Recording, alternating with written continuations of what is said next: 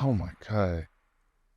Bro, I feel like you need to put lotion in your hands when you do that because your hands sound really dry when you do that. Anyway, I just wanted to switch it up this week. I have a really close friend of mine that has been in this family for 4 years, 5 years. Yeah.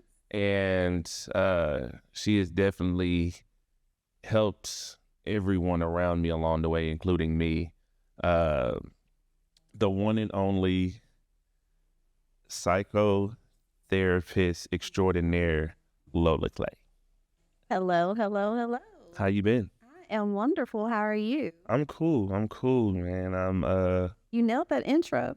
Usually I fumble the ball a few times and we had to do a couple takes, but I thought I'd give that one a shot, and it came out successful. It really did.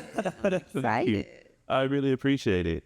Like I said, I just had to have you on the show because you're such an amazing person. Like, you really do influence me to become a better person, and I just had to show my appreciation to that, especially when it comes down to mental health. Like, y'all don't know, bro, mental health is like So important.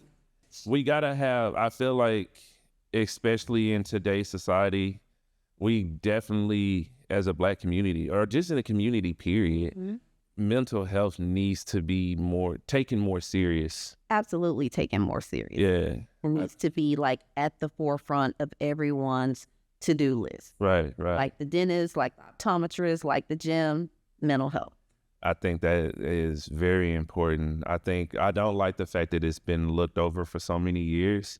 And we're at a point now where men are now getting to the point where they're comfortable, hey, man, let me go get some help. Like, Absolutely. And let me just say this.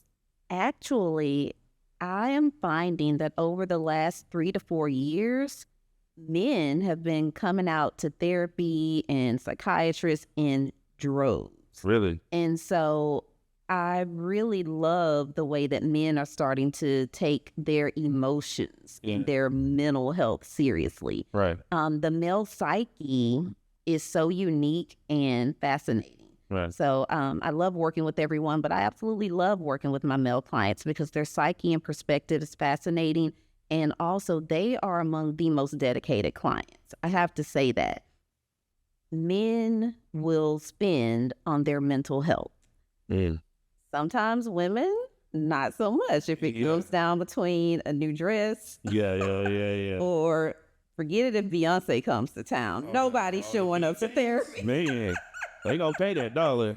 Nobody's coming, but men, they show up. They're consistent and they do the work. They do their homework, and I appreciate that. I just appreciate you just being available to even be a part of that world. Like, I think that's amazing. And like I said, it's just, I want more and more men to be comfortable with saying, like, hey, let me go get checked out real quick. If you can hit the gym, you can get a good session in. That's it. I think people stigmatize it, though, because they think that therapy is going to be one way. Nah, They it don't think work. therapy is going to be one way, and they think a therapist is going to be one way. Right.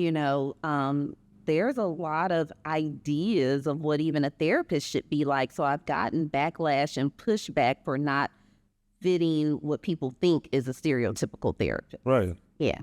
So as a therapist, I've always wanted to, due to the fact usually like you would ask the questions and I would answer, but now it's my turn. The tables have turned.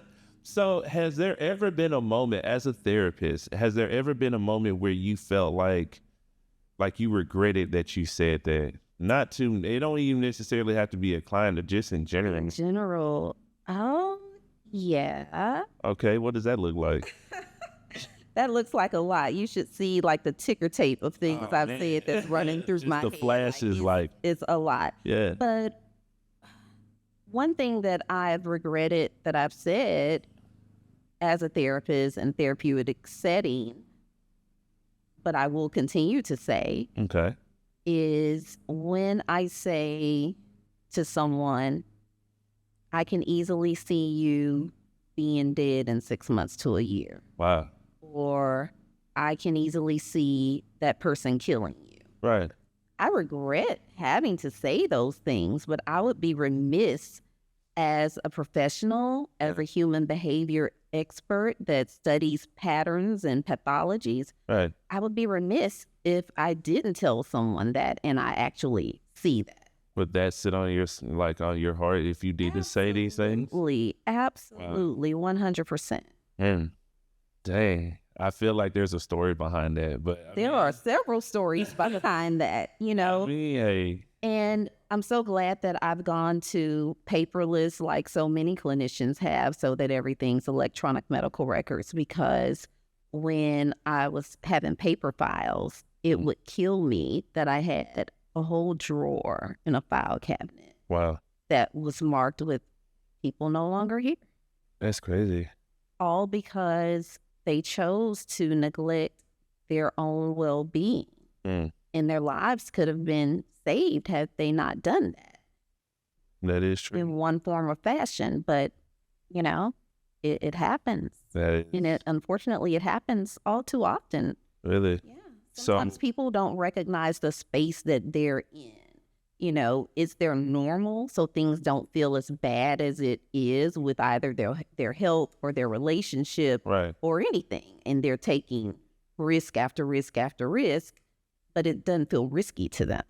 So with that being said, what is a hot take that you would have on that subject? Like, what would you say that would be like a game changer when it comes down to that? Absolutely. I would say, literally check yourself. Yeah. Be open with yourself and be open with the people around you.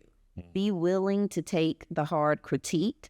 Be willing to take what people are telling you that they see, and then be willing to do a little bit of self-reflection, or a lot bit of self-reflection. And if you're feeling like you're in a dark hole or just in a spiral you can't seem to get out of, just go get help and take the help seriously and do what you're guided to do.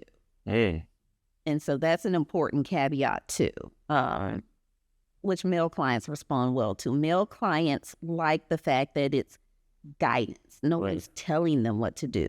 Therapists don't typically issue directives.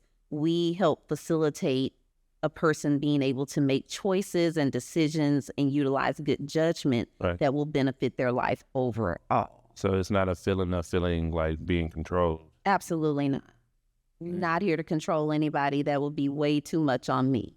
But I do want to offer guidance. People are their own experts. Everybody knows what's best for themselves. It's just a matter of finding the tools you need to actually do it. Mm. So would that follow with being accountable? Absolutely. Yeah. Do you know how many people do not like being accountable? Hashtag accountability. Hey, man. I'm not gonna hold you. I'm definitely in that book. I'm still working on it. I think for me, like, especially due to the fact I'm currently still working on taking accountability. Mm-hmm. But when it come down to someone, let me take a sip. I mean, the stories that we have, but I think that, like, when it come down to someone telling me about myself, I'm so quick to just shut out. Like, I'm not trying to hear that, because who are you to tell me? But next thing you know, you may get that phone call and be like, say, bro, you was right. And don't tell nobody that I said that you was right, but you are. But it's true. Like, I feel like us, not just men, but just us as people, period. Like, I think we need to learn the word accountability. And then when someone tries to not necessarily check you, but they are trying to help you, like, there's a difference. Trying to hold that mirror up to you. Exactly. So that you can see for yourself. And that's another thing that throws me is when I bump into people, some people, I call them painters, where people paint this picture of what they want you to see instead of showing you, like, I'm the one that painted this picture, true, but I'm the painter. Show me who you are. Who you really are. But don't show me the picture, show me who you are. And I think a lot of people... Yeah.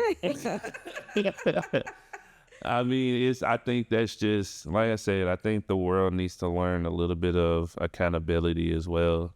But People are afraid, and you're right. The painters paint, and what you get is the representative, right. and not the actual real deal. I mean, you being the painter can be scary because not a lot of people, you're not for everyone, and that's okay. But Can you say that one more time?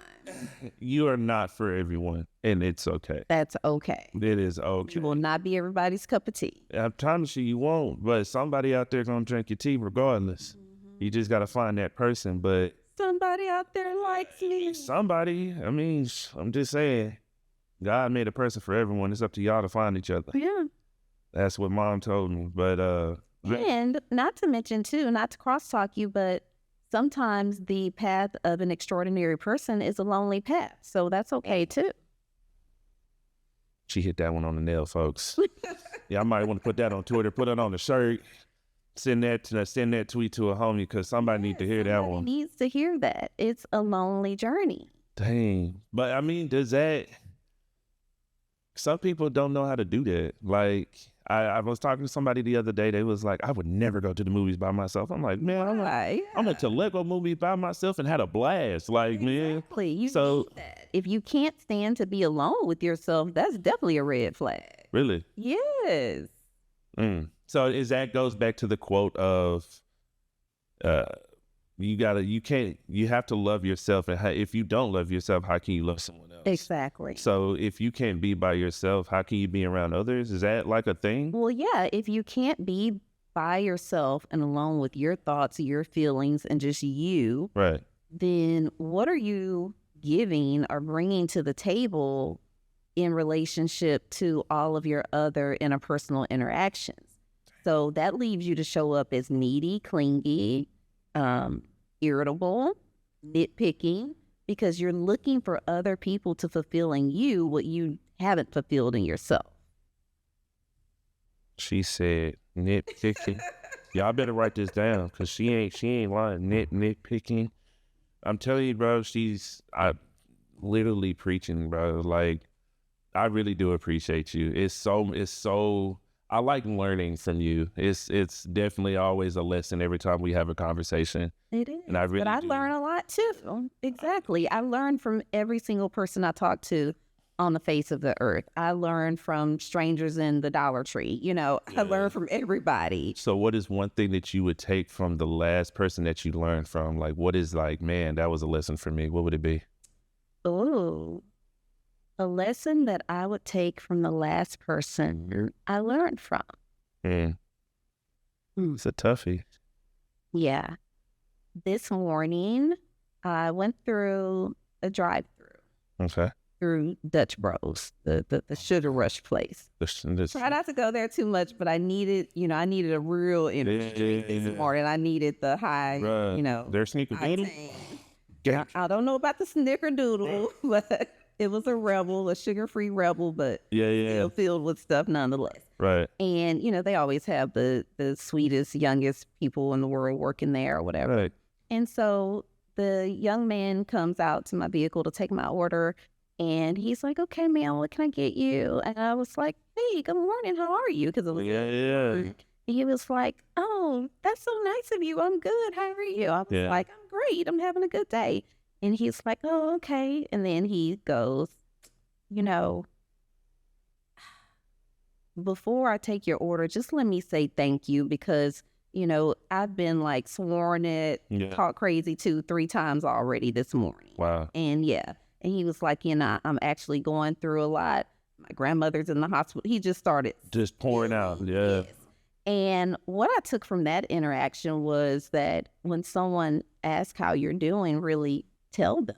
And this is like somebody who's maybe a 18 to 19, 20-year-old college student or something. Yeah. And you have people 60, 70, 80, 90 that have never answered honestly when someone asks them how they're doing. Dang. So the take would be like, start asking randomly, like, hey, how are you doing? And start being honest. That's what I took for myself, because sometimes as a therapist, when I hear myself talk about things that bother me or issues I may have, I feel as if oh, shut up. That sounds like nothing because of in comparison to the things I hear on a daily basis. And so that was just a note to self. The next time someone asks you how you're doing, you tell them how you're really doing. And be honest. Be honest. Dang.